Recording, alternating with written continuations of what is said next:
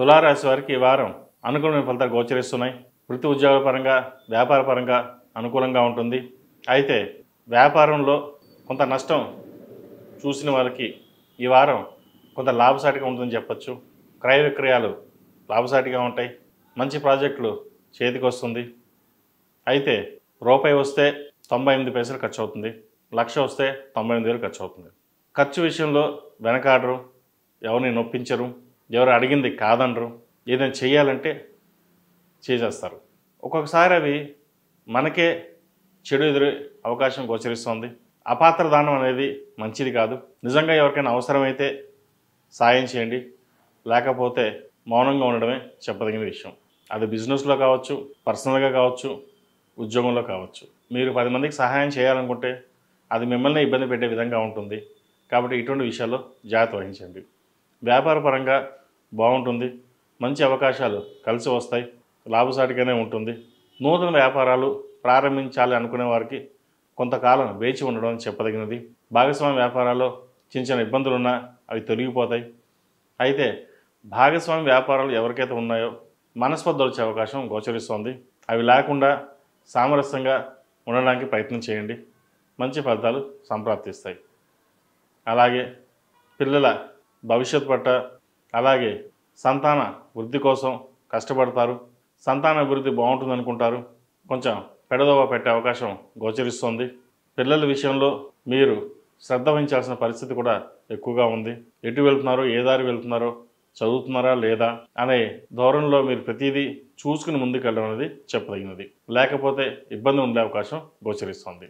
అలాగే గవర్నమెంట్ ఫీల్డ్లో ఉన్నవారికి, సినిమా ఫీల్డ్లో ఉన్నవారికి, రియల్ ఎస్టేట్ ఫీల్డ్లో ఉన్నవారికి ఈ వారం బాగుందని చెప్పచ్చు. ముఖ్యంగా సినిమా ఫీల్డ్లో ఉన్నవారికి కష్టం తగిన ప్రతిఫలం లభిస్తుంది. అవార్డులు వచ్చే అవకాశం గోచరిస్తుంది. ఏది ఏమైనా సరే ఈ వారం కొంతవరకు వీరికి బాగుందని చెప్పాలి. ఈ రాశిలో జన్మించిన స్త్రీలకు వృత్తి ఉద్యోగాల పరంగా, వ్యాపార పరంగా అనుకూలంగా ఉంది. మంచి అవకాశాలు కలిసి వస్తాయి. నూతన పెట్టుబడులు పెట్టడానికి లోన్లు మంజూరు అవుతుంది. అయితే వచ్చిన ధనాన్ని అవసరానికి మించి ఖర్చు చేయకుండా ఎంతవరకు అవసరమో అంతవరకు ఖర్చు చేయడం అనేది చెప్పదగిన విషయం. వ్యాపారం బాగుంటుంది, ముందు ఇన్వెస్ట్మెంట్ చేద్దాం అనే కాకుండా వ్యాపారాన్ని చూసుకుని ఇన్వెస్ట్మెంట్ చేయడం అనేది చెప్పదగినది. రియల్ ఎస్టేట్ వ్యాపారస్తులకు ఈ వారం బాగుందని చెప్పచ్చు. ఏవైతే పెండింగ్లో ఉన్నాయో, ఆగిపోయి ఉన్నాయో ఈ వారం మొదలయ్యే అవకాశం కనిపిస్తోంది. కాబట్టి ఈ వారం అనుకూలమైన ఫలితాలు ఉన్నాయని చెప్పవచ్చు. అయితే ఆరోగ్య రీత్యా మటుకి కొన్ని జాగ్రత్తలు తీసుకోవాలి. ముఖ్యంగా సైనస్, పాదాల నొప్పులు, అలర్జీకి సంబంధించివి ఇబ్బంది పెడతాయి. వాటి విషయంలో జాగ్రత్తలు తీసుకోండి. విద్యార్థులకు ఈ వారం బాగుందని చెప్పచ్చు. అయితే చదువు మీద శ్రద్ధ వహించాలి. ఏదైనా విషయ వ్యవహారాలు ఉంటే పెద్దలతో చర్చించి నిర్ణయాలు తీసుకోవడం చెప్పదగిన విషయం.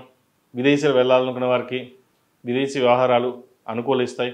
ముఖ్యంగా వైద్య వృత్తిలో ఉన్న వారికి ఇది మంచి కాలం అని చెప్పవచ్చు. అయితే ఎంత బాగున్నా స్ట్రెస్ కూడా అంతే విధంగా ఉంటుంది. స్ట్రెస్కి దూరంగా ఉండండి. మంచి ఫలితాలు సాధించగలుగుతారు. విదేశాల్లో ఉన్నవారికి ఉద్యోగ ప్రయత్నాలు అనుకూలిస్తాయి. మంచి ఉద్యోగం లభిస్తుంది. వివాహం కాని వారికి వివాహ ప్రయత్నాలు ఈ వారం కుదుటపడతాయి. మంచి సంబంధం కుదురుతుంది. పెళ్ళి ఘనంగా నిర్వహించాలని చూస్తారు. దానికి అనుగుణంగా ప్రయత్నాలు ప్రారంభిస్తారు.